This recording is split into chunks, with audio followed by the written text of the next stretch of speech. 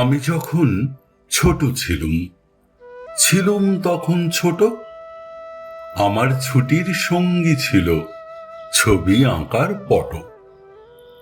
বাড়িটা তার ছিল বুঝি শঙ্খী নদীর মোড়ে। নাগকন্যা আসত ঘাটে শাঁখের নৌকো চড়ে। চাপার ফুলে আঙুল দিয়ে বেনির বাঁধন খুলে ঘন কালো চুলের গুচ্ছে কি ঢেউ দিত তুলে। রৌদ্র আলোয় ঝলক দিয়ে বিন্দু বাড়ির মতো মাটির পরে পড়ত ঝরে মুক্তা মানিক কত।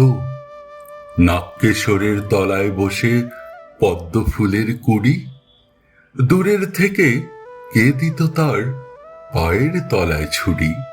একদিন সেই নাগকুমারী বলে উঠল, কেও? জবাব পেলে দয়া করে আমার বাড়ি যেও।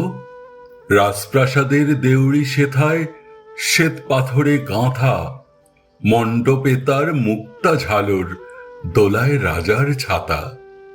ঘোড় সোয়ারি সৈন্য সেথায় চলে পথে পথে। রক্ত বরণ ধ্বজা ওড়ে ৩০ ঘোড়ার রথে। আমি থাকি মালঞ্চেতে রাজবাগানের মালি।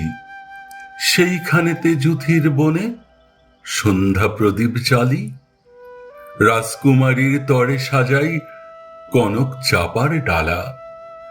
বেনির বাঁধন তরে গাঁথি শ্বেতকরবীর মালা। মাধবীতে ধরল কুড়ি, আর হবে না দেরি। তুমি যদি এসো তবে ফুটবে তোমায় ঘেরি।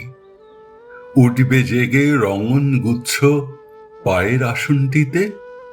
সামনে তোমার করবে নৃত্য ময়ূর ময়ূরীতে। বনের পথে সারি সারি রজনীগন্ধায় বাতাস দেবে আকুল করে ফাল্গুনী সন্ধ্যায়। বলতে বলতে মাথার ওপর উড়ল হাঁসের দল। নাগকুমারী মুখের পরে টানল নীলাঞ্চল।